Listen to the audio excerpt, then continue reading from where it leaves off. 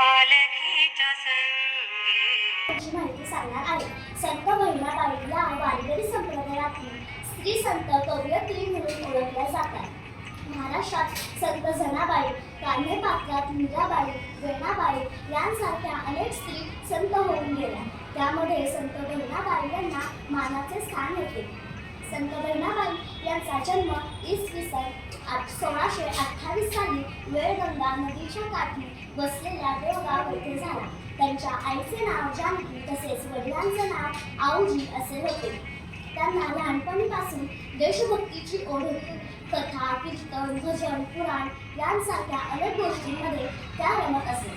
त्या पांडुरंगाचं अखंड स्मरण करत शेतात काम करत असताना सुद्धा तसेच आईचे नाव कनाई असे होते. त्यांनी अनेक ग्रंथ व गाथा लिहिले होते. त्यातला एक ग्रंथ मी तुम्हाला सादर करून दाखवणार आहे. बोलावा विठ्ठल, पहावा विठ्ठल, बोलावा विठ्ठल, पहावा विठ्ठल, करावा विठ्ठल, जीव भाव. धन्यवाद.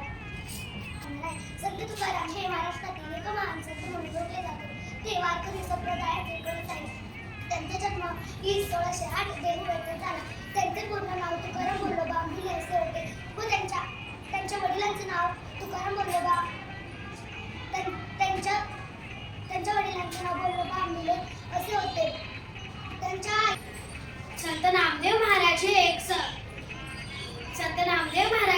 संत कवी होते. संत नामदेवांचे संपूर्ण नाव तामाशेट्टी रेळेकर असे होते.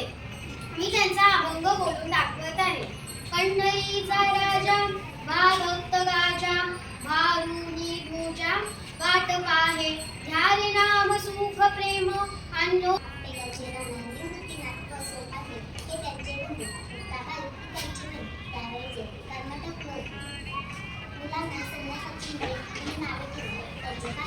तुम्हाला संत मुक्ताबाई यांचा अभंग म्हणून दाखवणार आहे. जगामध्ये ब्रह्म दिसे उघडे, जगामध्ये ब्रह्म दिसे उघडे, एकीच माती नाना भांडी, एकीच माती नाना भांडी, रांजण आणि सुगडे, जगामध्ये ब्रह्म. यांची भूमिका विठ्ठल विठ्ठल विठ्ठल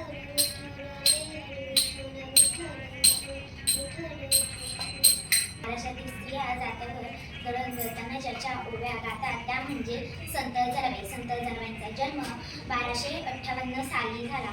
या परभणी जिल्ह्यात झाला. धन्यवाद. ज्ञानेश्वर असे सुंदर नामाचे वर्णन करण्यात महान व्यक्ती म्हणजे संत